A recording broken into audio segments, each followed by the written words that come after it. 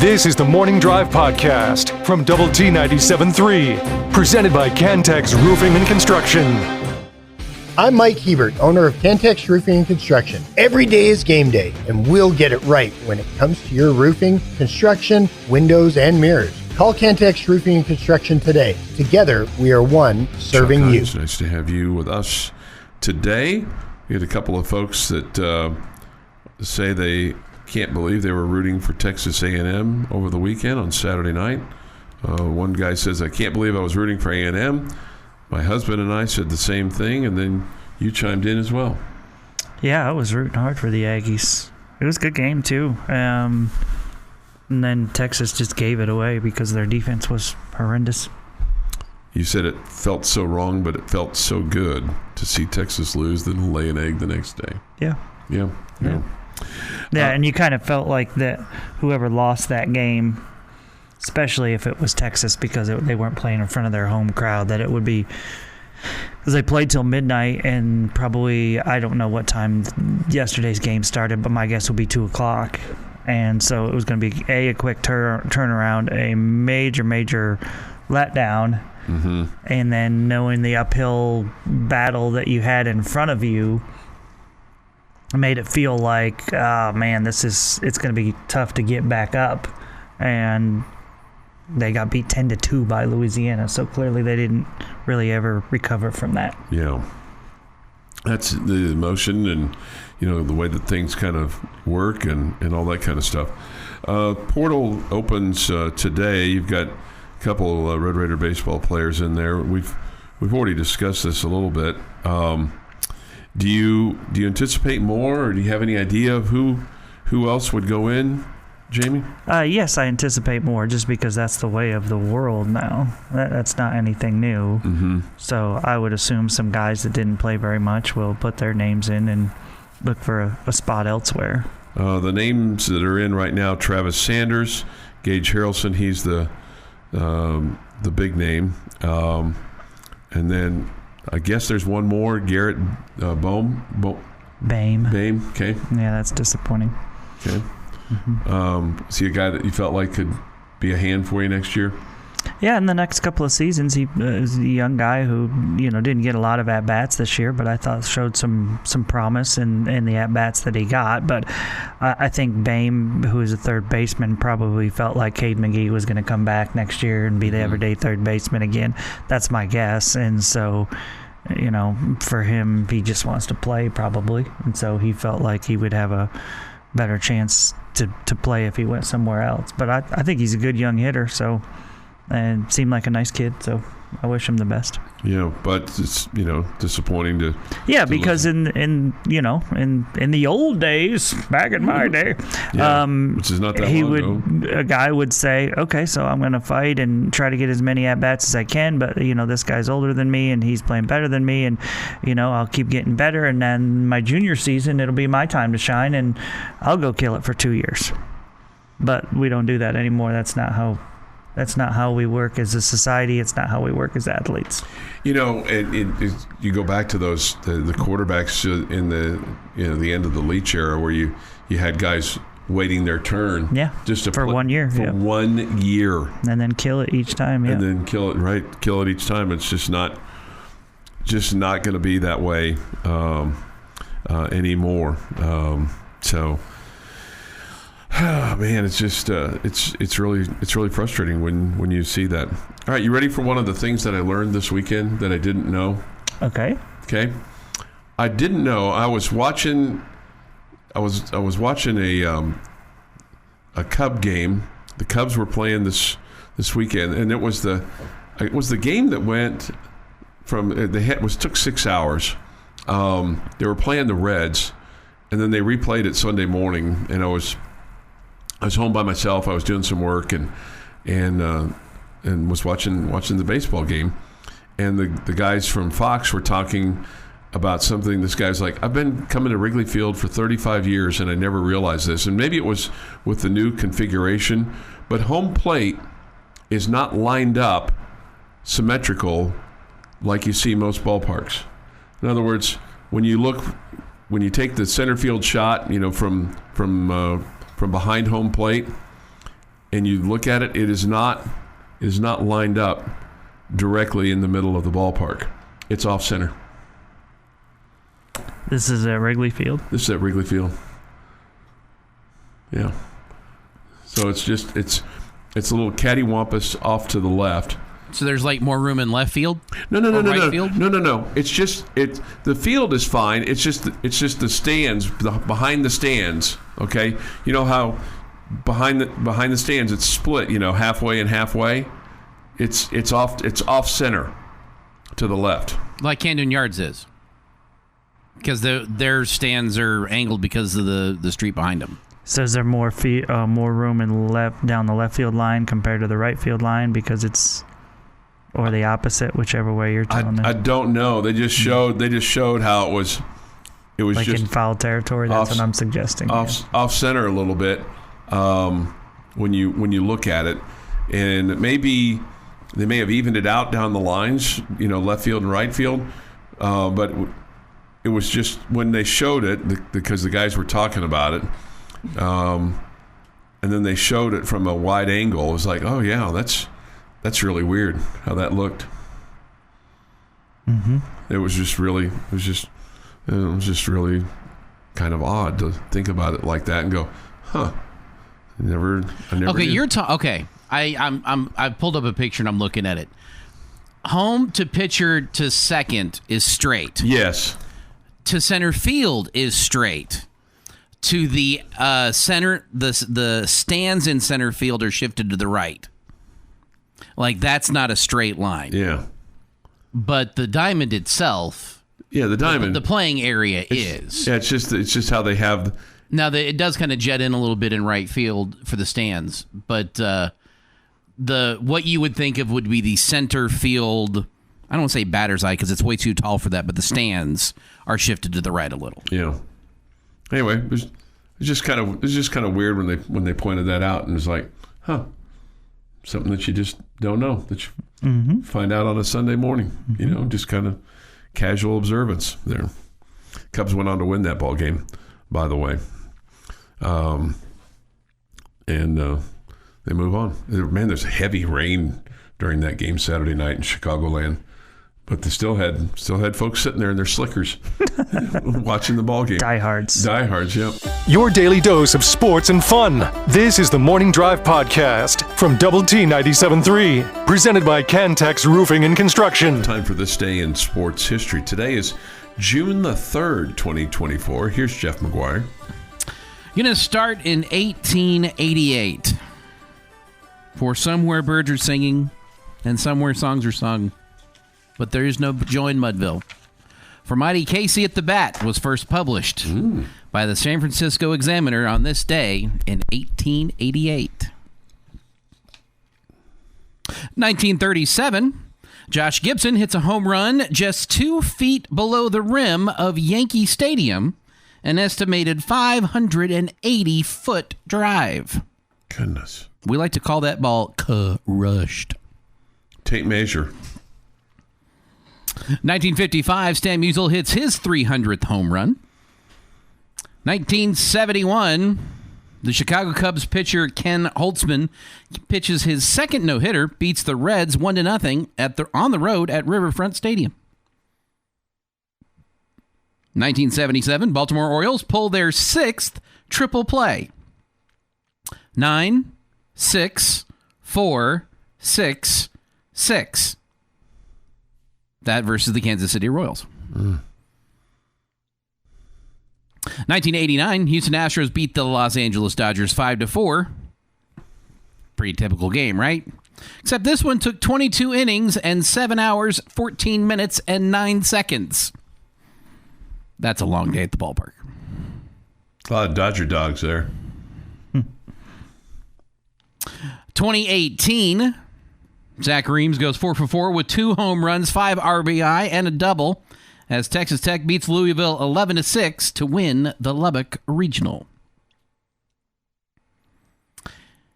And just a year ago today, Gavin Cash and strong pitching powered Texas Tech past number 2 Florida 5-4 in Saturday's Gainesville Regional contest. Cash smashed 2 home runs, including a 2-out blast in the bottom of the 8th to set the table for Brendan Beckel to earn his 7th save and send the Red Raiders to a regional championship game on Sunday night. It is National Egg Day, so enjoy the incredible edible egg. I just like eggs one way, scrambled. Matches your personality, huh? Mm-hmm. Mm-hmm. Happy birthday, Rafa Nadal, 38. And Anderson Cooper is 57. And on this day, 1989, with protests for democratic reform entering their 7th week, the Chinese government authorizes its soldiers and tanks to reclaim Beijing's Tiananmen Square at all costs. By nightfall on June 4th, Chinese troops had forcibly cleared the square, killing hundreds and arresting thousands of demonstrators and suspected dissidents. Dissidents, excuse me. Yeah, there you go. And that is this day in sports history. That's a grim reminder. All right, time for our lucky local secret word this morning. This is normally this would be a bad word, but given how they performed over the weekend, we can all take rejoice in this word, Jamie. Go to doublet973.com, enter this word, and you could be a winner in our contest with the Home Zone, making your house a home over at 50th in Indiana. We're giving away a total of $10,000 this spring, including $2,500 on June the 20th, so about 17 days away over at Two Docks. But you got to enter to win. Go to doublet973.com to do that. Today's lucky local winning word is Longhorns. Longhorns. One word. Longhorns. Okay. It's funny. They really finished the regular season pretty strong, but if you look at the postseason part of things, I mean, they lost 4 of their 5 games they played in the postseason. 0-2 in the Big 12 tournament, and then 1-2 in the regional. That is not happy times in Austin. Not happy times. They're not. Mm-hmm. They're not lighting up that tower. Yeah, that's a well paid for program there. Mm-hmm. Mm-hmm. Yeah. Hey, I saw this, and it's a crazy golf story. So they played the Canadian Open this past weekend, okay, the RBC Canadian Open. And one of the caddies fell down on Sunday. This guy's name is Mike Fluff Cowan. You might remember him, or he used to work for Tiger Woods. He's the guy with the big white handlebar mustache, okay? Okay. So he falls down, and a fan decides to help out CT Pan, who Fluff was working for. Well, the fan could only go for about 30 minutes or so because the bag is heavy. I mean, it's one of those things where harder than it looks, right? In terms of luffing around a bag. And then they called in another fan, and he took over.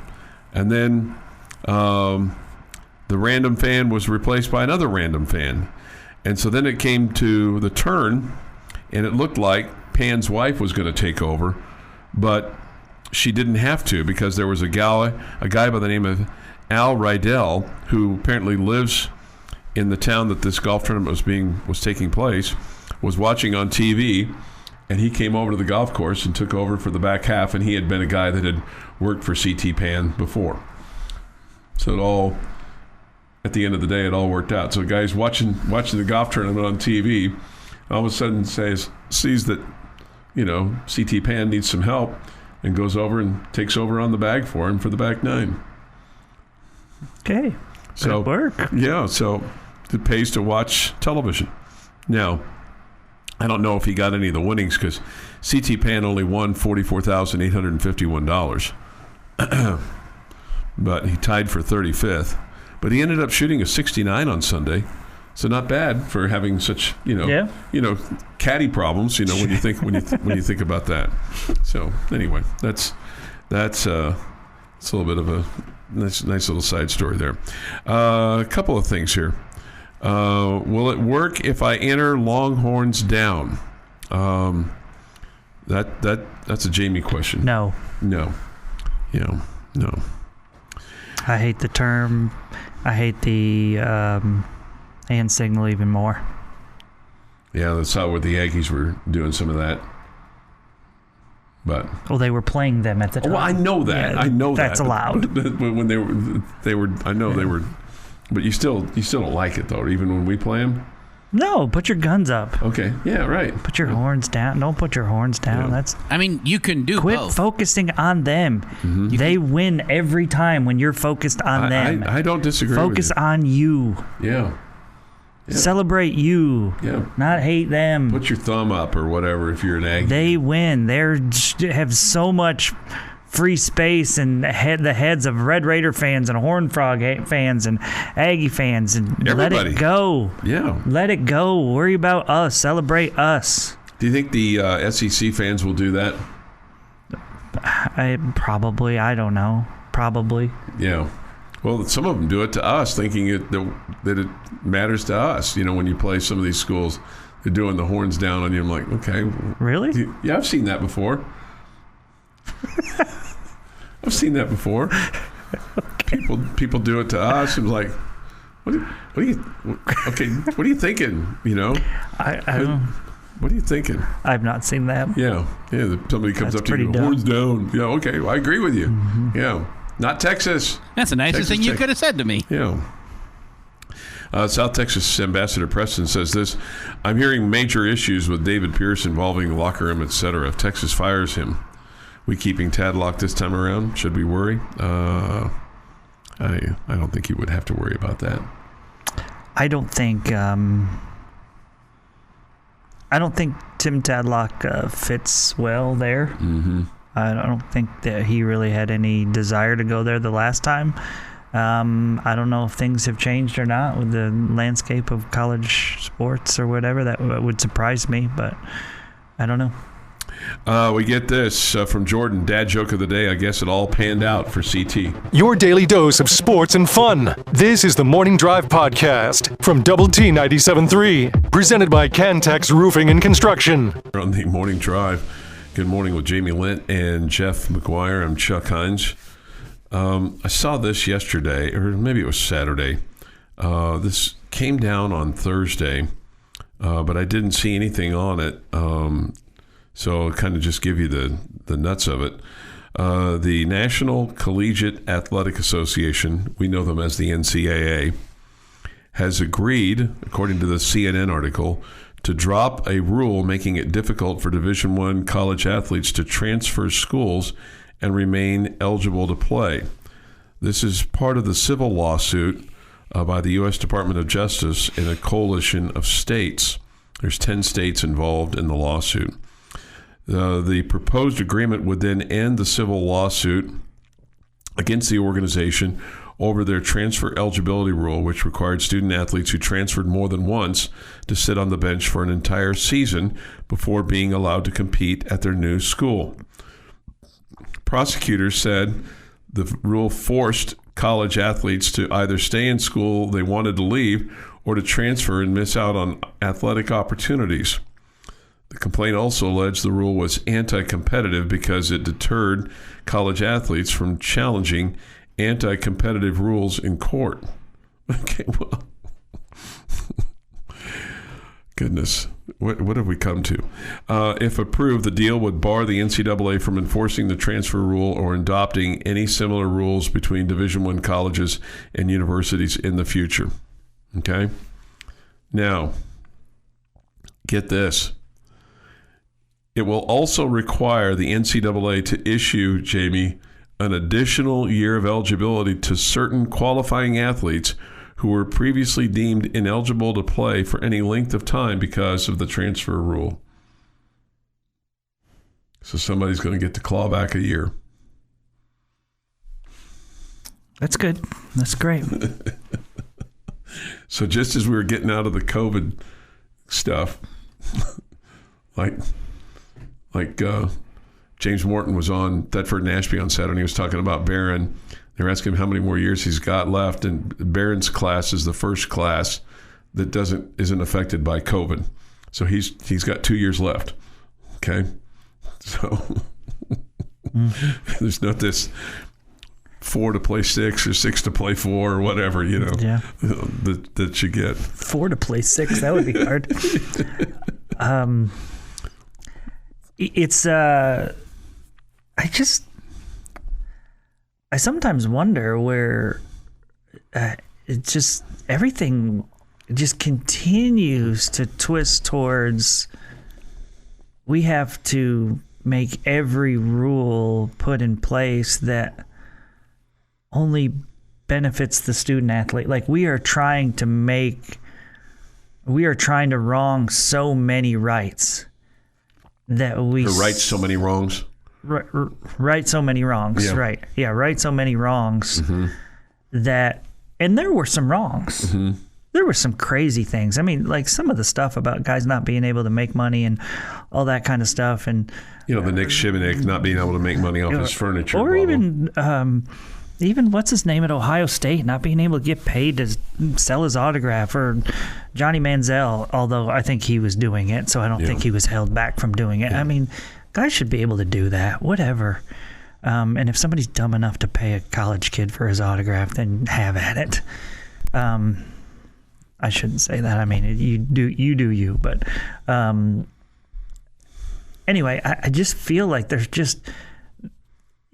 But we're allowed to have some rules and regulations in place, right? It would seem that way, but it doesn't seem that way anymore. It seems like there are no rules. It felt like there was need for some give, somewhat literally get some give, but like everything. I mean, it's just like there are no rules whatsoever. And everything is just trying to benefit the student athlete, and I think we all want them to be taken care of, and I think we all feel like they were taken care of, and so I don't know. This is just really odd, to listen to the Coastal Carolina coach, longtime coach who's retiring, and baseball coach, and they were eliminated this weekend, and he won a national championship not too long ago, 16, I think. Talk about, they were asking about things he's going to miss and things he's not going to miss, and clearly the question was about the NIL side of things and transfer portal stuff, and he was like, I'm not going to miss that at all. And I think he agreed with the point that student athletes are due something, and but I think he said what we have going on right now is just this every off season of everybody gets to move freely about the country, and he said it's not good for our sport.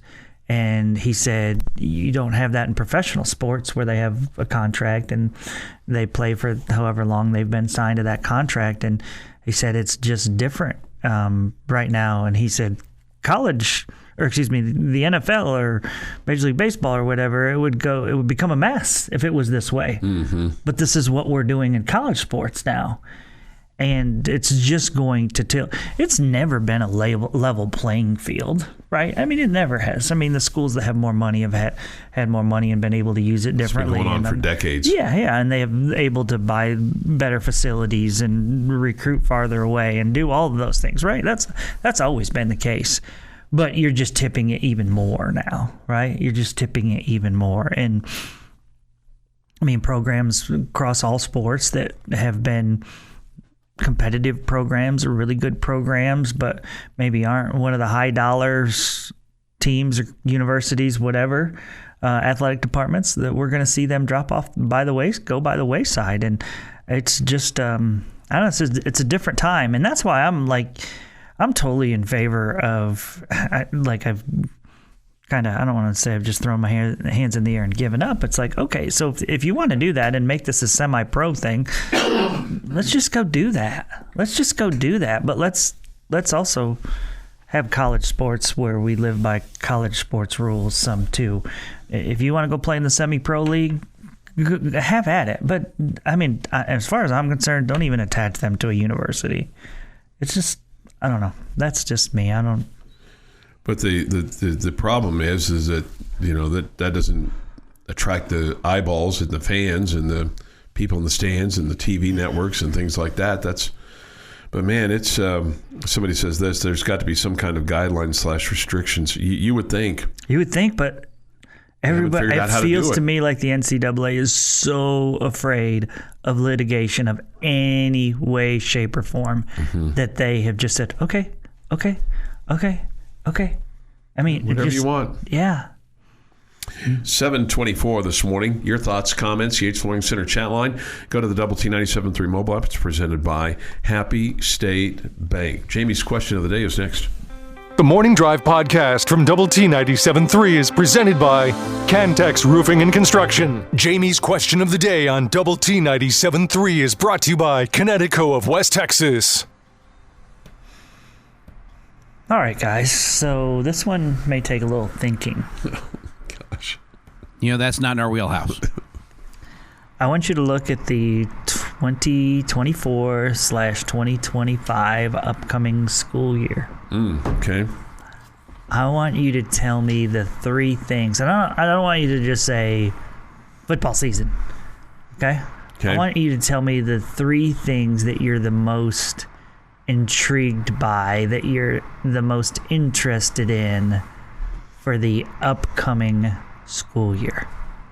Three things that are like, can't wait to find out about this, or this is going to be really exciting, or this has me wondering how it's going to go. Okay. I've got some. I've got a shallow end of the pool thought. I've got a somewhat middle of the pool thought, and then I've got maybe two middle to the deep end of the pool thoughts. Okay. So my first thought is I'm really intrigued as to how the stadium is going to sound and look and feel when we go to that first game over at Jones Stadium with regard to the new South End Zone project. If anyone is shocked that Chuck's first answer had to do with the South End Zone product, where have you been? Where have you been? Where have you been? The narrowing of the tunnel in the southwest corner. I'm curious if it's wide. It is wide enough. Will the horse come down that? Will come down that tunnel? Okay, to enter the field. How does the band get onto the field? I'm really interested. Is all of this your first one? Yeah, this is all part of my first one. I'm really interested in the kind of the appearance of the team coming out of the end zone. I think that's going to be really, really cool. The new video boards in the south and the southeast and southwest corner. Really fascinated by that, and along with the sound system. Okay, that's all in one, shallow end of the pool. I really am excited about how does this men's basketball team look with the new players and pieces that you've put in place, because it feels like it's a more talented group than what you had for year one with Grant McCaslin, especially with the addition of JT Toppin, with the guys you have coming back. Can Marcus Cambridge's knee hold up? Can he get it rehabbed by Big 12 play? What about Devin Cambridge? Devin, too. Yeah, Devin Cambridge. I keep calling him Marcus. I don't know why. He just looks like a Marcus. Wasn't there an NBA player named Marcus Cambridge? Maybe so. Yeah. Devin Cambridge, yeah. And then I'm really intrigued along the same lines with the basic roster turnover that we have with the Lady Raiders and the new additions. Can they be enough once you get to Big 12 play to be physical inside and get the points you need in the paint and get some defensive rebounds to prevent second chance points and physical play that you weren't able to do this past year that caused you to lose games at BYU and Cincinnati and some games at home that were winnable games to get you close to 500 that would put you into the NCAA basketball tournament. So those are my three things. Number one would be year two under Grant McCaslin. I feel like year one was very much a putting things together and seeing how they fit, and then him adapting to what he had here versus what he wants in a roster and how it's going to look. I feel like this is going to be a much closer alignment to the type of team he wants than what we had last year. because of the time crunch and then a year of recruiting. The second thing that I'm very interested to see how it's going to play out, Red Raiders softball next season, with the number 2 recruiting class in the country coming in, with all the upgrades that they've done the last couple of years with regards to internal roster and everything else, and getting rid of one giant just gorilla in the Big 12 really kind of opens some things up for softball. Really, 2. I mean, Texas was the number 1 team in the country this year. Oklahoma's been the number 1 team in the nation for forever. Yeah. So like it's been Oklahoma's conference to run while the rest of us were just watching for a lot of that. To see where that lands and how that goes forward, I'm super excited for next year's softball team. And the third option, to kind of go along with what Chuck said, I am interested to see how the new stadium's going to feel. What it's going to be like being a fan in that place and getting to experience that with everybody for the first time. That's going to be fun this year. Okay, for me, number 1, because I feel like it's going to be extremely indicative of how the football season goes, is how healthy is Behren Morton. Number 1. I mean, I think if Behren Morton's 100% healthy, ready to go, stays healthy, you have the potential to be a top 3 or 4 team in the Big 12 conference and play in a major bowl game and have a really, really awesome fall. Okay. Number 2, because he's the highest rated commit we've ever had. I'm excited about Micah Hudson. I mean, just to have a superstar player like that, like Crabtree was for us, that brought so much excitement, that went on to be an NFL player and all those kind of things at a key position, a high profile position. Mm-hmm. So just the Micah Hudson thing, really not just this year. Maybe it's in 2 or 3 years, I don't know, but to see what he ends up becoming, and that doesn't mean that he has to be the best wide receiver in the Big 12 in year 1, but just what he's going to end up becoming. And number 3 for me, I mean, how does Texas Tech baseball bounce back?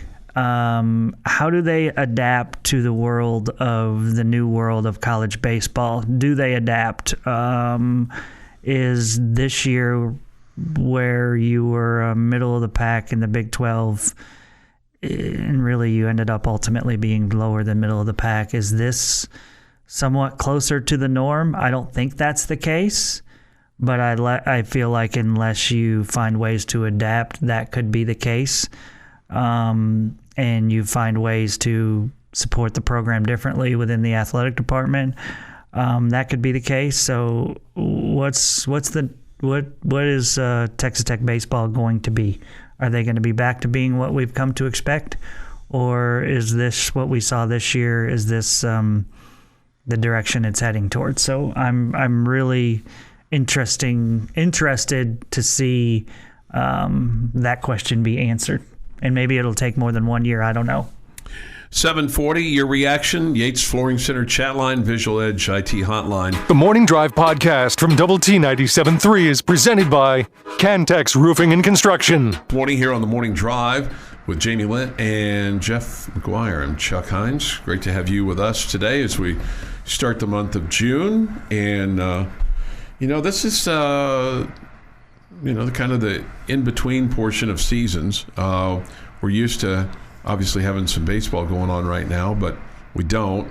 So the next big thing is football, and really, it's always football season. You can make that case. There's always discussion. I've got a little bit of something for you here in a moment, but really, kind of football season begins July 4th weekend. You get past July 4th, and it just seems like it is on for football.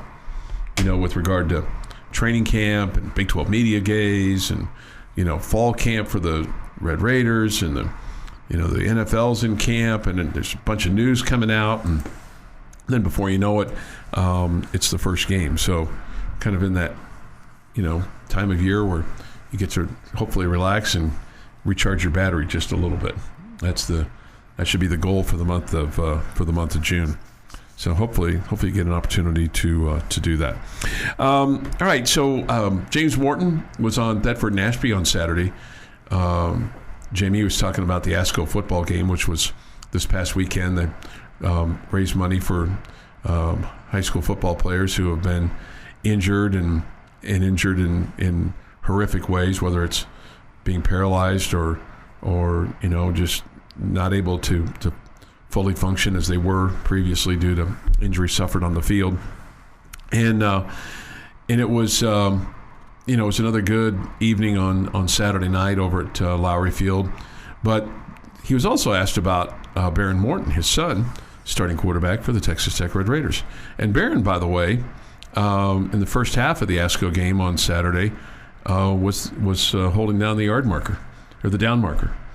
So the chain gang needed a little extra help, and James employed his son to do that.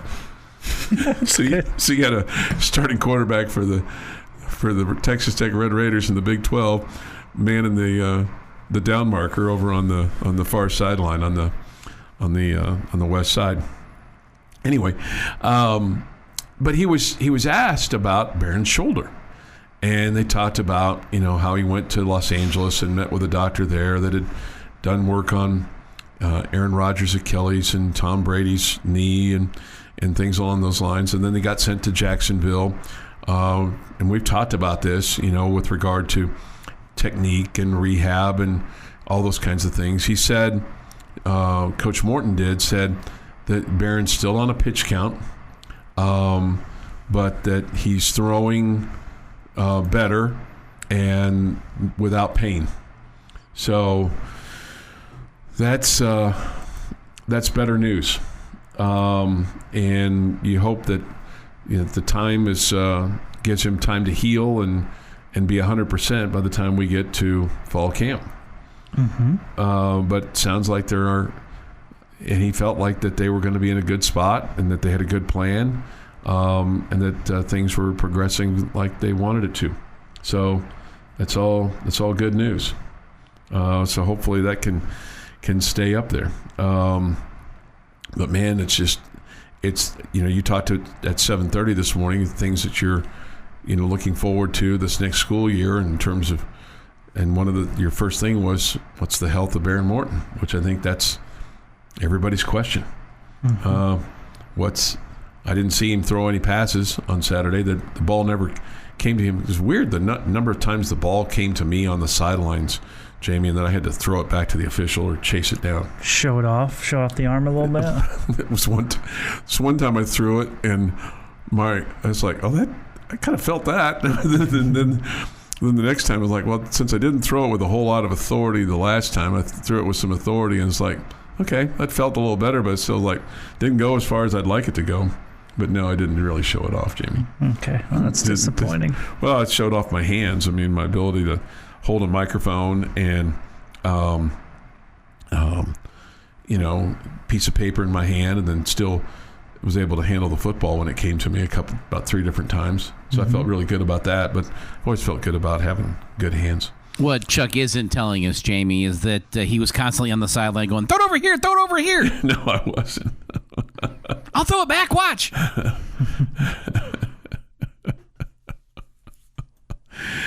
Somebody wants to know, when did his injury occur? Well, it occurred in the West Virginia game last year. And he talked about how he didn't, practice at all, during the regular season. Coach Morton did, which we knew.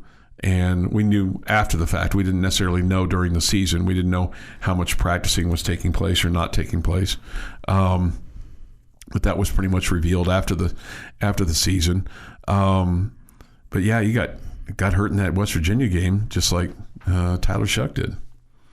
So it's like it's a bad day. It was a bad day, a really bad day for all different kinds of reason.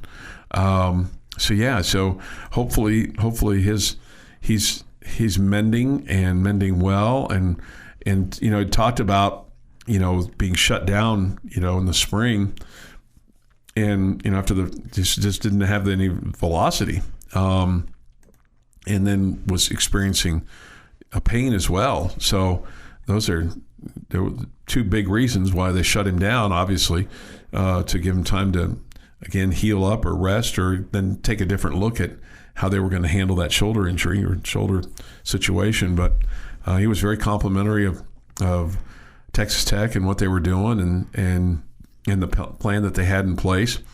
I don't believe that Coach Morton would be slamming anybody if he wasn't, but I also think he wouldn't be complimentary if he didn't feel good about it. Sure. I mean, he's not the kind of guy that's going to badmouth, the present organization, but I also think he's not the kind of guy that would just give lip service to something if he didn't believe it. That's probably fair. That's kind of how I see that deal. So hopefully, and we'll start to see this more, once fall camp opens up, and how much he's able to practice. But he said last year he would basically work on getting mentally ready for the game, and obviously, watching film and things along those lines. But man, if you were able to have him practicing during the week, I mean, that's just only going to be able to help your timing with your receivers, especially with the new group. Then they talked about throwing the ball down the field, and that's when the discussion kind of came in with the shoulder and everything like that. So sounds like it's progressing, not where they want it to be yet, though. So that's kind of where they are on. When do we get nervous? Thing. July 4th? If it's not progressing the way they want it to yet? I don't think we'll know on July 4th, Jeff, but I think it's fair to be nervous now. But I think if we say we're nervous now, someone's going to say, oh, we got plenty of time. It's still 2 months before they got to be even thinking about reporting. Calendar, the pages are flying off the old calendar. So yeah, I think it's concerning. How about that? Concerning. This has been the Morning Drive Podcast, presented by Cantex Roofing and Construction. Check out our library of Double T 97.3 podcasts at doublet97.3.com.